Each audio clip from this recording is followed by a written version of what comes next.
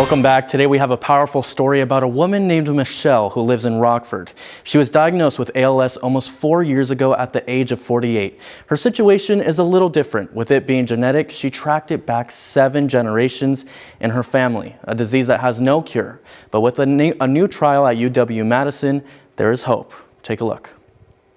It feels like a death sentence. These patients, when they come into our clinic, well, they have a significant family lore of generations upon generations of people who have suffered from ALS. Michelle Francis got devastating news almost 4 years ago that she had ALS, a disease with no cure that slowly degrades muscle movement. Her mother and some of her siblings died with the disease. And really in our family, I know of about 65 people who have had it or have it now. There's about 8 of us that are alive right now that I know of, and we were able to track it back. It started with a limp at the age of 48. If your parent has it, it's a 50% chance that you will get it. That's every kid.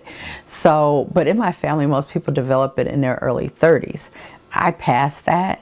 And I felt like, oh, I made it past that. I'm way in my 40s, so I didn't think I was going to have it at all. It quickly turned into wearing a brace, then using a walker, and eventually using an electric chair, all within a span of 4 years. It just destroys the neurons, and the neurons are not communicating with the muscles anymore, so the muscles just die. So while it looks like a muscle disease, it's really more of a brain disease. With something Michelle was losing hope with, seeing so many of her family members pass away, she took her new nightmare day by day until she heard of a clinical trial at UW-Madison, something that demonstrated a light in her life. People that have been on this trial, most of the people said that it either slowed it down, it stopped it.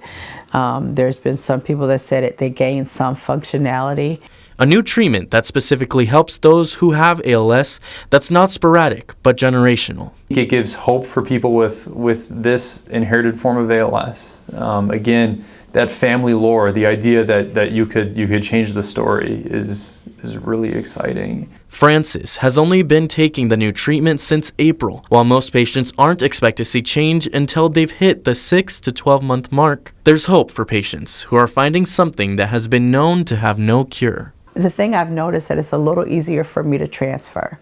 So to move out of, like to slide from here to the toilet or here to the bedroom. And hope for the generations after her. It gives me hope that maybe something can change with me.